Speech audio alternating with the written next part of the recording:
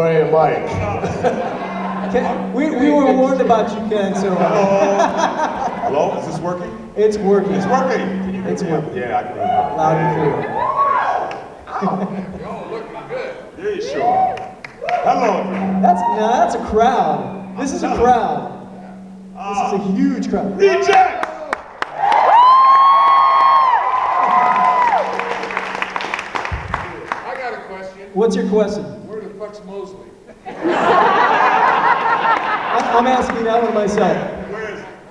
What's PJ? PJ Souls. Where's she? Where's she? She's with Bill. I hope they're not both in the same bathroom. I was warned about the two of them as well, so... She's having lunch. Having lunch. She's having lunch. That didn't sound good either.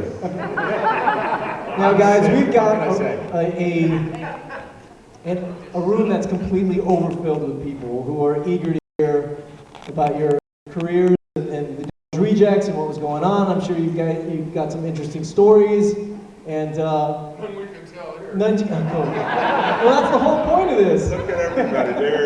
There is a room full. It's standing room only. No, absolutely, it is. My God. Oh, let's just hope there's no fire in here, because we're all in trouble. We got the back door. So all you guys are fucked. This is great. Absolutely great. We're going to have a ball. Okay, great. What are we going to talk about? We're going to talk about the Devil's Rejects. We're going to talk about... Rejects? Yeah. We're gonna- Title? Yeah. Was I in that movie? You- Yeah, I guess I was, right? I think I saw you walk past the camera once or twice. Exactly. Hey, somebody had to die first. Hey, it was you. You did. Oh, You done. Excuse me. I died first. Not only did I die first, but I'll tell you a short story about it. Bill was supposed to kill me, and I had a pad on my back, and he's supposed to stick the knife on the pad so it didn't hurt me. Guess what? missed it big time. Missed big time. Totally missed, but the knife was retractable, so I didn't die. But it still hurt. That's my story. I was the first one to go down. I was before the trailers. How's that? I was right at the opening. Who went down first, guys? Tyler! I'm angry. Actually, The I think it was one of the policemen outside, but we're not counting those guys. I got a couple of them fuckers first, but Now they were uncredited. let me ask you, Sid, since you were in House of a Thousand Corpses as well as Devil's Rejects. House of a Thousand Corpses was a goddamn roller coaster ride. What? We have to stop. PJ Souls!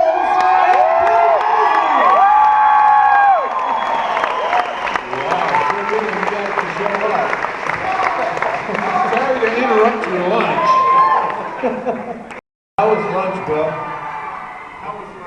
Lunch was awesome. Thank you very much. TLT was real nice. See, actors do work for food. I figured with Ken here that you guys wouldn't miss us. Well, that's why he doesn't have a microphone. What did he say? What did he say? Huh? He said, With you here, nobody would miss him. Now, very is that true. Oh, Well, we love you anyway. come on, you would miss him. I miss him. Now, Bill, since you're here, I was about to ask Sid a question. And since you were both in House of a Thousand Corpses and Devil's Rejects, the first movie was crazy. It was just this over-the-top horror, as I mentioned before, roller coaster ride of a movie. Why, for the Devil's Rejects, why did Rob take it in such a drastic difference? I mean, it was just to me, it was more of a horror movie, whereas opposed to Devil's Rejects, I would consider more of a crime drama film. Well, yeah, and it was a crime drama film where horrible things happen. Horror, crime drama, bullshit thing. And actually, the difference between House of a Thousand Corpses and Devil's Rejects, I thought Rob was, a good director. He wrote a great story. It was a lot of fun on House of a Thousand Corpses. But that's when I was convinced he was more in the because he was able to take the opportunity to make a sequel, and a lot of we all as horror fans have suffered through a lot of sequels, which is basically the same story, kind of a little bit changed just to try to get some more money out of it. And you know, so that's what I thought we were going to make a sequel. And Rob really showed me a lot. I mean, the fact that he was able to take that opportunity, change our looks. I mean, I somehow got cured of being an albino. We're still trying to figure that shit out. And I grew a beard, and I guess it's like almost like a couple of weeks later that The Devil's Reject starts after House of a Thousand Corpses ends. So somehow I grow a beard, I'm no longer an albino. Sid's out of makeup most of the time. Baby only laughs once. Thank God. Yeah. and it turns him into like, in other words, he took that opportunity, he changed us, he made us more gritty and real. And then he also, we go from a horror movie to really a violent crime or a road, like a whole different genre. And I thought that was just amazing. You know, and I had my great scene with Priscilla Barnes, God bless Priscilla Barnes, in the Kahiki Palms motel room, which was pretty gnarly. And, you know, after the first take of our little get-together there, you know, I walked off stage, my stomach was in knots, it was a tough scene, intense scene. And that's when Rob came up to me and said, art is not safe. Now, I don't know if I doubt if he actually coined that phrase, but what it told me was that we weren't just going for a sequel, we're not just, you know, phoning it in to try to get more money out of the poor, long-suffering horror fan, but that we were going for something special. And that was a great message, and I think we all really felt that when we were on the set.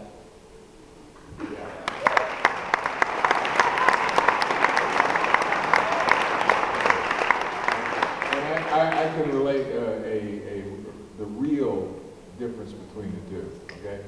I shot all of my stuff on House of a Thousand Corpses at night, in the desert. And when you are in the desert at night, wearing a satin clown suit, you're going to work hard.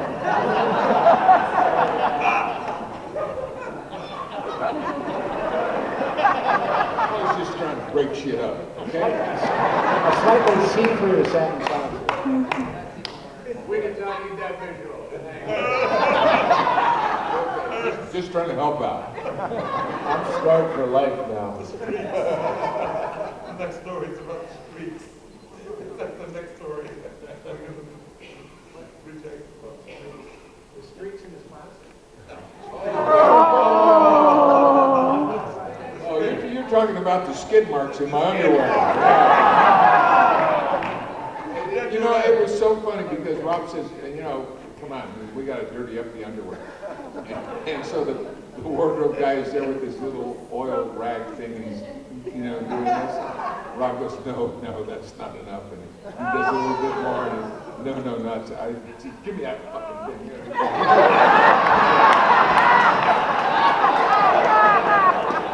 It's just what he wanted. Then he sold them on eBay, and the person that bought them said, thanks for the DNA. And I also told Rob that I was going to do that scene with my underwear on. And he goes, why? And I said, because if I go skin to skin with her, this is going to be a whole new kind of movie. There's another bad visual. I'll give you an even worse one. Uncle Creepy, the guy that is the chief editor of Dread Central, writes a review, and he says, there's a point in the film where all the women are going to reach for the applause button because Sid Haig exposes his testicles. And my wife says, I thought you said you did that with your underwear on. I said, I did. She goes, ha, click. It was a hot day, they jumped out to say hello. Shit happened, yeah.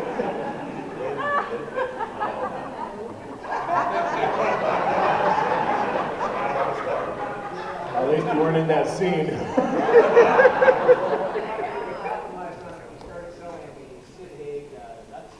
Oh, yeah. Yeah. See, I'm a marketing motherfucker. Okay? Yes, From that, I got the idea of getting little muslin sacks with drawstrings, and muslin, and putting the Captain Spaulding image on that, and just putting Captain Spaulding's nut sacks and fill them with walnuts and shit and sell them.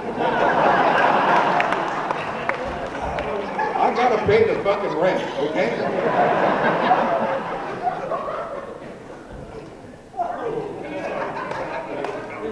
Okay, the moderator just took a shit. I think this is ours now. Exactly. Now, okay, hold on. Composure. No, actually, I'm going to ask you and Mary a question. You guys weren't in the film for very long, but you both have been in some great iconic cult films, mainstream films. How did you become a part of this film? Did Rob, I know if I was making a film, I'd handpick you guys, for sure, absolutely.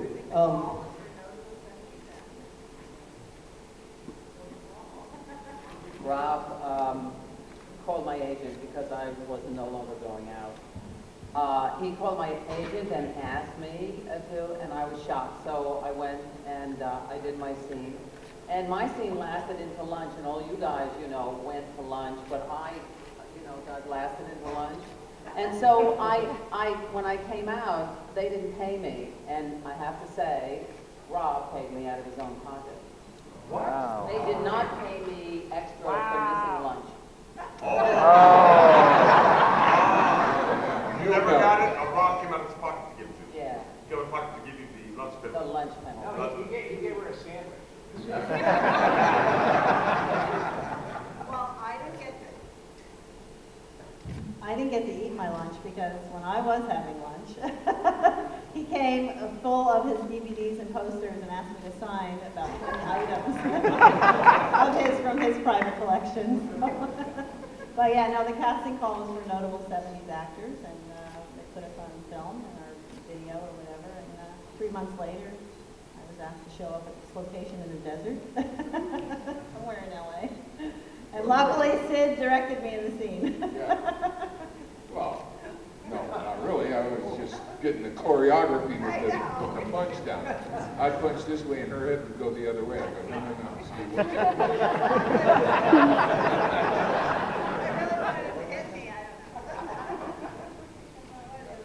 But since you got into Rob's benevolence, I have a story about that as well.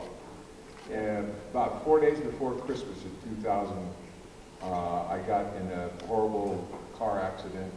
Some illegal alien drunk ran a stoplight and T-boned my car and separated my sternum and big gashes on my chin, this, that, and the other thing. And we were going to shoot some additional scenes for House of a Thousand Corpses. So when I got out of the hospital, I thought it prudent of me to just give Rob a call and say, we might have to put this off a little while because I got this accident. And he was like totally horrified. He said, "You okay? Everything's good?" Yeah, don't worry. I'll be okay. I'm moving a little low and slow. I can't, jump around or anything. So the next day he calls back and he said, "I'm such an asshole. What happened to your car?" I said, "Well, that's total. The insurance company is dragging their feet and everything." He goes, "Well, I'll buy you a car." I go, "What?" He says, "I'll buy you a car." And I said, "Well, all right, I'll pay you back." He said, "Sid, it's only a fucking car." Okay? And 2 days later, there was a knock on the door, and I'm hollering, "Yeah, I'll be there in a minute," because it takes me some time to get up out of the chair. And I opened the door, and Rob and Sherry were standing there, and Sherry had a wicker basket full of homemade cookies and jams and jellies, and she put together some gourmet soups and this, that, and the other thing. I said, "Well, we can't let you starve." And then Rob handed me the keys to the car, and that was it.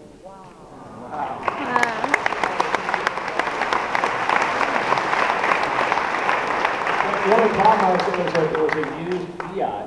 Too small for that. It was a fixing to get Tony, yeah. It's a clown car. And there were 32 people in it. I think they just crossed the border. I don't know.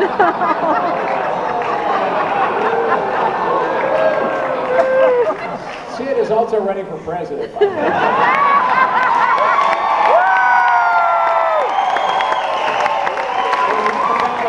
Republican, Democrat, and then, you know, you write it in.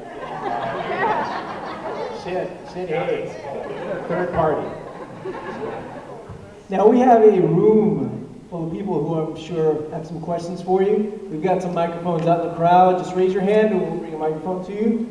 Just stand up, speak clearly, and ask your question. You guys are? I can't see these lights. There's a hand. There's a hand. Okay. There are hands, yeah. Okay, at the end of Devil's Rejects, you guys went out, you know, like cowboys in a hail of bullets.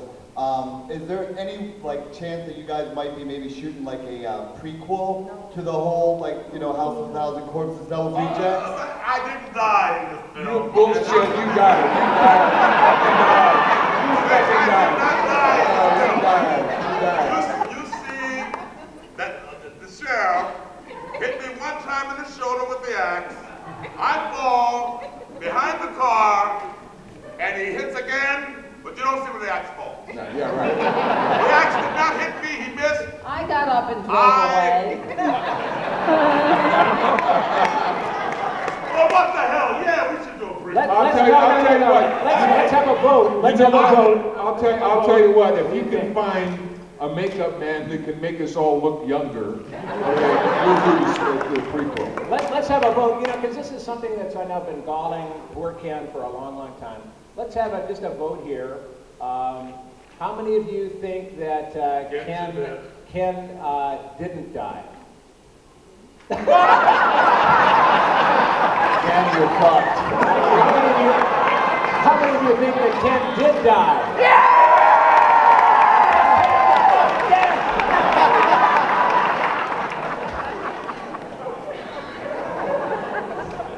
Come on! Ken, you're well I loved. was working on this. Well, you know what? Look, here's the story. I don't think I can lie. I did a film called Texas Chainsaw Massacre 3.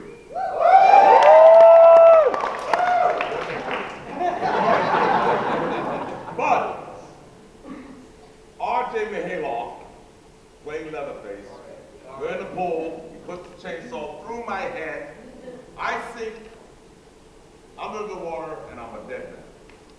They whipped and tested the film in New York and a few other places, and the audience didn't like that I died.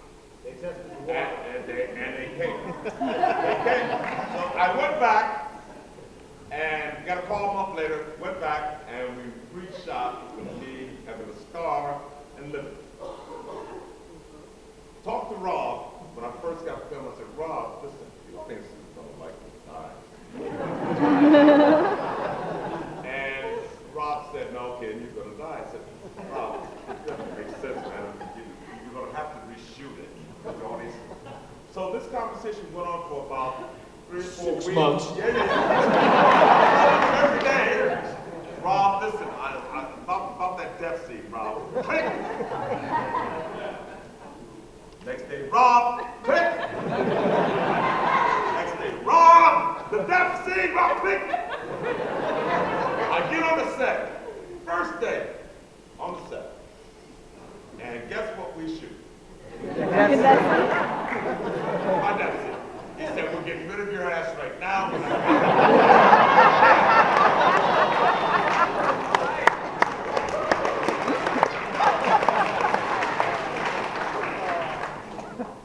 Lying. Somebody. Anybody got a question? I'm asking you a question. Hey, you're taking my job away from me. What's going on? And you don't even have a microphone. You're dead, damn it. Axe didn't hit me. Go ahead. I'm sorry. I get Yeah, speak up. yes, sir. Yell into that thing. Give him a mic that works. Holler. I can hear you. Look at it.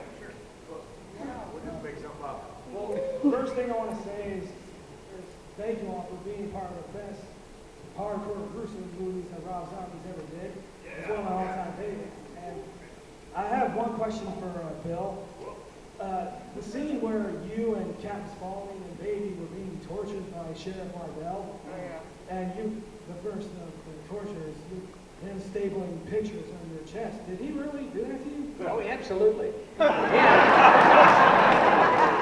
And I'm lucky because my hands have healed from where they pounded those nails. I mean, did a couple of surgeries.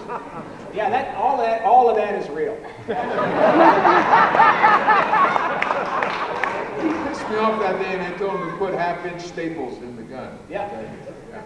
And that happened to Sid too. Sid was William Forsythe. Sheriff Waddell was whacking you with that cattle prod, right? Yeah. And that's a couple of stories. There's a story for Ken. Yeah. So he was supposed to hit me with this cattle prod. I said, "How many times are you going to do it?" He said, "Oh, well, I don't know." I said, "Well, you better figure this shit out." You ain't fucking with my head, okay? And so I forced him into doing that. But it was kind of, he kind of went out there that day. He enjoyed. He enjoyed some of that shit. We were chained to the chairs. Yeah, definitely method. We were tied up in the chairs, and he's doing the torture thing, and then all of a sudden he just went away from the script. He went to Oz or someplace, and he started talking about us going on tour as a rock band or something. Listen to this. I said, "Why don't you shut your pie hole, you fudge fucking fudge bag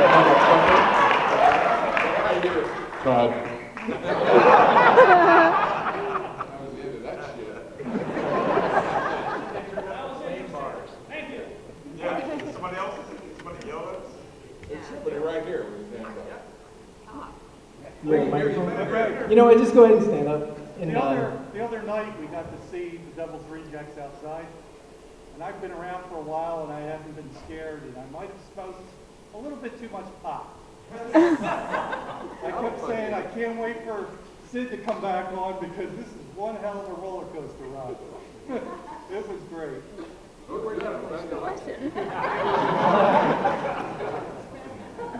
must have been great pot, huh? And you're now obliged to share your stash with the room. You clean it up for everybody.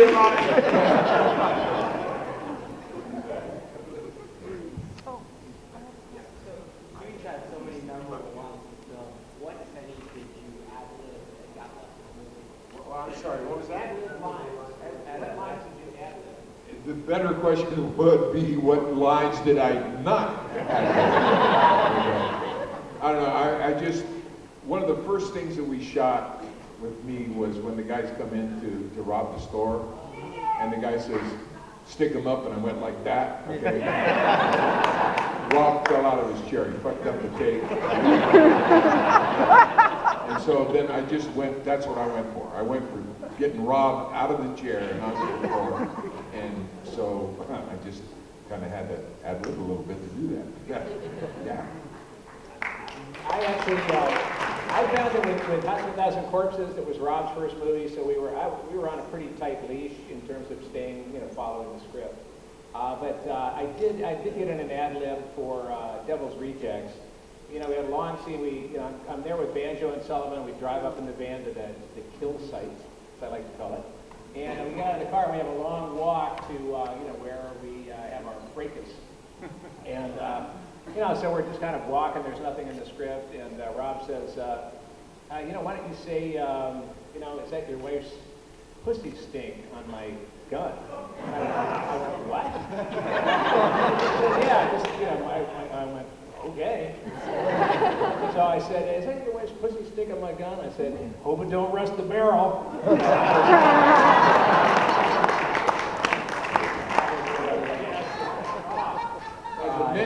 The menu for the DVD. I got the script for the menu for the DVD like at midnight the night before we were supposed to shoot it. And I came in the morning, I said, "Rob, I can't learn all of this shit in just like a short period of time like this." He goes, you got the general idea of what's supposed to happen. Just, you know, just do it. And he gave me a jelly donut and a porno magazine and said, go. And Sid is still with that jelly donut.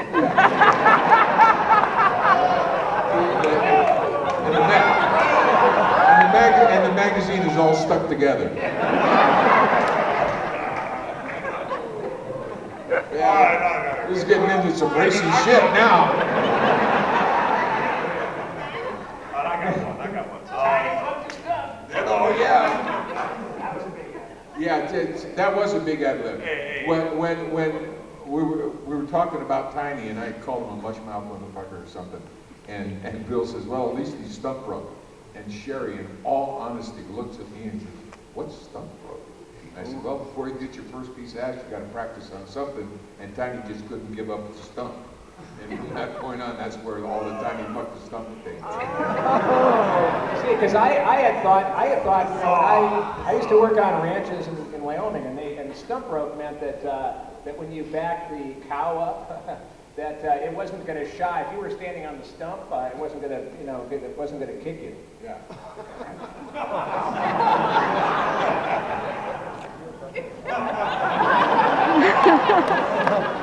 Bill, thanks for the visual. Now, Tyler, you were one of the... Moving right along. You are clearly one of the biggest actors in the film, yet you had one of the smallest roles, but that actually springboarded you into... You had the smallest... Are we going to get into an argument between the two of you again? Who had the smallest role? And Tyler died first. No, actually, I was replacing the other Rufus who, I guess didn't work out in the second one, thank God. Yeah, he, you know, for whatever reason. And from meeting Rob on that, Devil's Rejects, I got a call when I was in Canada getting ready to talk to producers about another film. And Rob calls, he goes, hey Tyler, I want you to be in my next movie. I go, cool, what is it? He goes, Halloween. I go, oh fuck Rob, I do not want to be wearing a hockey mask. Right? And Rob Zombie says to me, wrong movie, dumbass. It's the Shatner mask, and this is what we're gonna do. And he explained it, and I said, okay, cool, you know. Let's go for it. And from that, he said, if you don't do it, I'm not going to do it, so you better fucking do it. I said, okay, and did 2 Halloweens from it, so.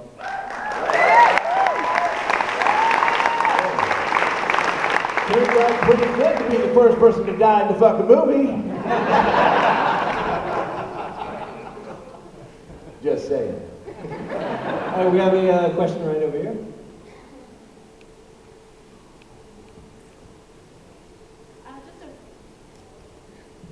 Question for all of you, actually.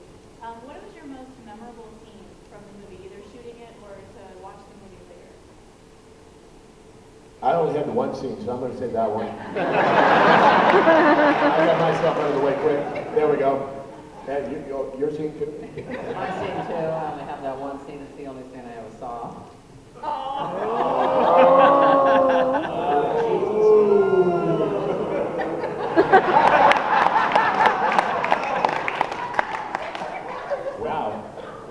She's sitting next to me in the other room. I would have to say that in House of a Thousand Corpses, it was Walton Goggins on his knees with his hands behind his head, me walking out, scratching my belly, holding a gun on him for what seemed an eternity. 45 seconds. 45 seconds, and then finally, as the camera kind of cranes up, there's a little pop, yeah, and he falls over dead. And it was funny because that was actually a scene for me that really helped me find Otis, because I walked out from behind there were a bunch of washer dryers in the yard, and I come out with my gun. And I did a take of that, and Rob said, that was good. Well, next time, let's do it again, and why don't you just scratch your belly? And, you know, I did that. I came out, I scratched my belly, and, you know, it's funny how that ends up being like, you know, like it was important somehow for me to, you know, to find Otis. I actually, by the way, I didn't really find Otis when we were shooting the movie, sorry to say, but afterwards, about 6 weeks after we were done shooting, we shot some extra stuff, and we shot the scene of the Run Rabbit Run scene that was shot actually, at a different location in black and white. And it was there really that I found Otis. 6 weeks too late, but I made up for it in the Devil's Rejects.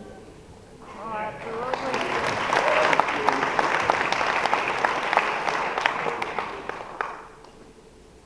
Well, shit. Well, we're not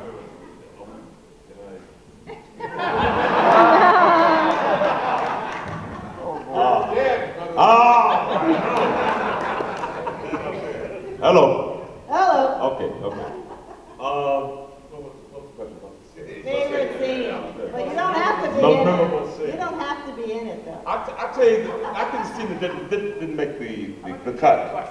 Yeah, no, but didn't make the after that scene. As a matter of fact, that scene where I ad-libbed the chicken fucker scene. I ad-libbed a little bit. The chicken fucker scene. That I did that. Some of that anyway. Why my brother is the best. Why I love chicken, because my brother makes the best fried chicken. That's all I did. That was that. But the scene that probably didn't make the film was the one that I really wanted to see. When Berryman and I had left the chicken and went on William, after he stopped us, and we pulled back in front of my establishment. And Michael was still going on. I'm not a chicken fucker. He's still carrying on. I'm not gonna chicken fucker. Call me a chicken fucker. Shut up. I'm still rolling. Stop the car. Couldn't hardly stop that car because it had no brakes. So we stopped the car and I get out and I'm doing this strut with that cane, right? And I'm strutting up to my establishment and I go up the steps, put the cane as I'm stepping, and the cane gets stuck in a hole. And so the cane is doing this, and I just keep walking. I said, I hope they keep this, because I love to see it. I thought it was hilarious, but apparently it didn't work. But you can imagine that cane just going back, and I just kept like, nothing happened. I don't know what happened to Barry, but that was something I would have liked to have seen in the film. What would he have done? Nothing, absolutely nothing to do with that. But I liked it. I thought it was a great joke. Is it on the joke reel? Did we have a joke reel? Was there like a bloopers reel? Is that bloopers reel on Yes. Yes. There is. On the extended Did you see the cane? Yes. The cane's on.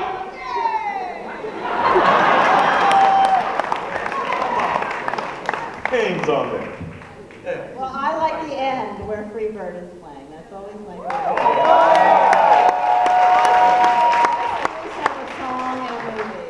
favorite. And you will never listen to that song the same way again. No. Never.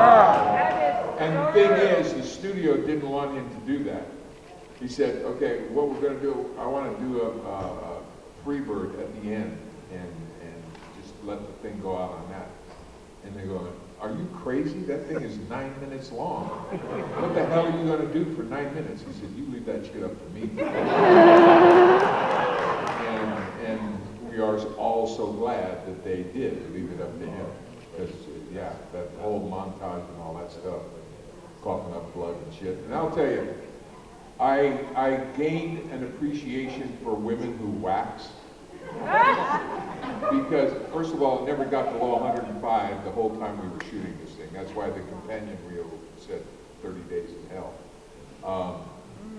But with all the dried blood and stuff on my shirt, when I went to take my shirt off, all my hair came with it. That was some bad shit. Yeah. So between the hard nipples and the no hair, I got a lot of memories.